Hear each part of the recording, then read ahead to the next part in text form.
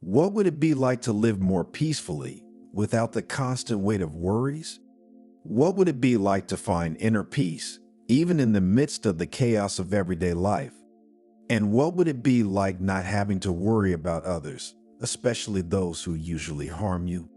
These are questions many of us ask ourselves as we search for a way to live a more fulfilling and meaningful life. What if we told you that the answer might lie in an ancient Zen teaching?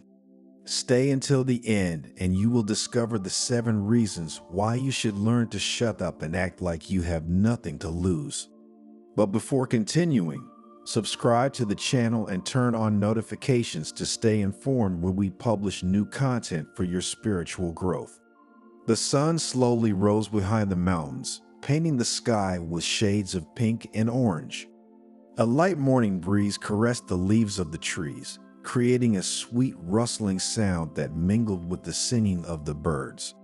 In the heart of this idyllic landscape, a group of pilgrims had gathered at the foot of an ancient Buddhist temple. Their faces were marked by the fatigue of the journey, but their eyes shone with hope and expectation. They had come from far away to hear the words of the venerable monk Hiroto, known for his profound wisdom and his ability to guide others toward inner peace. Hiroto, an elderly man with a long white beard and eyes that seemed to penetrate the soul, slowly emerged from the temple. His steps were slow but sure, every movement imbued with a deep calm. He stopped in front of the pilgrims, a gentle smile curling his lips. "Welcome, dear friends," he said in a warm, reassuring voice. "I am honored to share with you some of the teachings I have learned over the course of my long life." The pilgrims bowed in respect, their hearts filled with gratitude. They had heard of Hiroto's wisdom, his deep understanding of human nature, and his ability to lead others toward inner peace. The monk sat on a meditation cushion, his legs crossed in the lotus position. The pilgrims gathered around him, eager to hear his words. "Today," Hiroto began, "I'd like to talk about the importance of keeping quiet and acting as if we have nothing to lose. This may seem like a paradoxical concept, but I assure you is a fundamental key to living a more fulfilling life and finding inner peace." The pilgrims nodded, intrigued, and Hiroto continued, "There are 7 main reasons why this approach to life can be so transformative. Let me share them with you."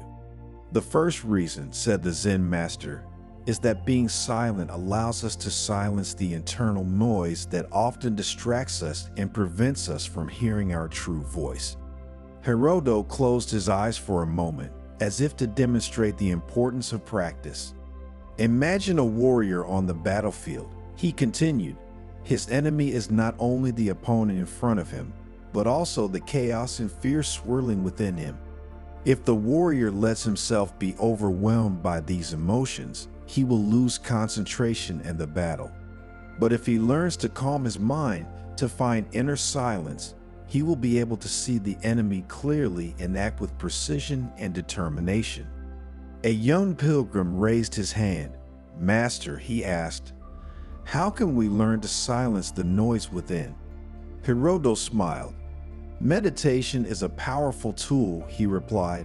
"When we meditate, we sit in silence, observing our breathing and our thoughts without judging them. With practice, we learn to let go of distractions and find a space of inner calm." Hiroto paused, letting his words sink in the pilgrims' minds. "But silence is not just a formal practice," he added. "We can also cultivate it in our daily lives, taking time for ourselves, away from distractions, to reflect and listen to our inner voice." "The second reason," Hiroto continued, "is that acting as if we have nothing to lose frees us from the fear of failure." The monk told the story of a young woman who dreamed of becoming a painter, but was terrified of the judgment of others. The woman spent hours painting in secret, but she didn't have the courage to show her works to anyone. Hiroto said, "One day, I decided to encourage her to participate in a local art show. But maestro," she protested, What if nobody likes my works? What if they like it? I replied. You have nothing to lose, only something to gain. Hiroto smiled, remembering the courage this young painter finally showed. The girl decided to participate in the exhibition, and to her great surprise, her works were received with enthusiasm.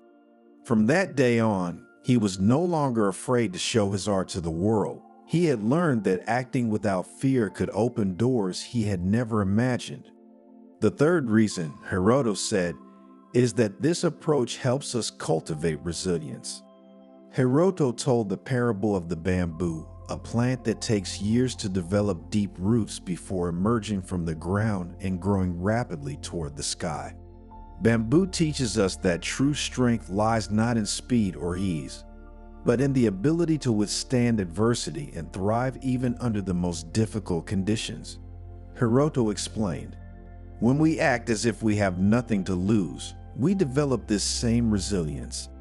Let's learn to face challenges with courage and transform them into opportunities for growth. The fourth reason, Hiroto continued, is that keeping quiet and acting without fear helps us live in the present. Hiroto described the tea ceremony, a Japanese ritual that celebrates the beauty and simplicity of the present moment. During the tea ceremony, every gesture, every movement is performed with full awareness, said the monk. There is no room for distractions or wandering thoughts. The attention is focused on the here and now, on the sensory experience of tea, on the connection with the other participants. Hiroto paused, inviting the pilgrims to reflect on what they were hearing about the power of silence. We can bring this same awareness into our daily lives, he continued. When we eat, when we walk, when we talk to others, we can do so with full attention, appreciating each moment as if it were the only one. The fifth reason, Hiroto said, is that this approach leads us to inner freedom. And he told the story of a monk who, one night, was awakened by a thief who tried to steal the few valuable things he owned. The monk watched the thief in silence, then said to him, "Take what you want, but please leave me my inner peace." The thief, confused, fled empty-handed. Hiroto smiled. The monk had understood that true freedom lies not in material things, but in the ability to not be influenced by external circumstances. When we act as if we have nothing to lose, we find this same freedom. We are no longer slaves to our fears or the expectations of others, but can live in harmony with our values and our true nature. The sixth reason, he continued, is that acting without fear helps us cultivate compassion. Hiroto invited the pilgrims to imagine meeting a beggar on the street. Most of us, he said, would be afraid or uncomfortable and would walk right by without even looking at it. But if we acted as if we had nothing to lose, we might stop, look him in the eye, and offer a smile or a kind word. We could see his humanity, his suffering, and feel compassion. Hiroto emphasized the importance of overcoming selfishness and indifference to connect with others on a deeper level. Compassion, he concluded, makes us more human, closer to one another. It allows us to build a kinder, more loving world. The seventh reason, said the monk, is that this approach leads us to inner peace. Hiroto proposed to the pilgrims a famous Zen koan. What is the sound of one hand clapping? The pilgrims remained silent, pondering the seemingly absurd question. This koan, Hiroto explained, invites us to look beyond appearances, to seek the truth beyond words and concepts. It reminds us that inner peace is not something we can find outside, but something we must discover within ourselves. Hiroto paused, letting his words resonate in the hearts of the pilgrims. When we learn to be silent and act without fear, we find a sense of calm and serenity that is not dependent on external circumstances. We discover that true happiness lies within us, not in material things or external achievements.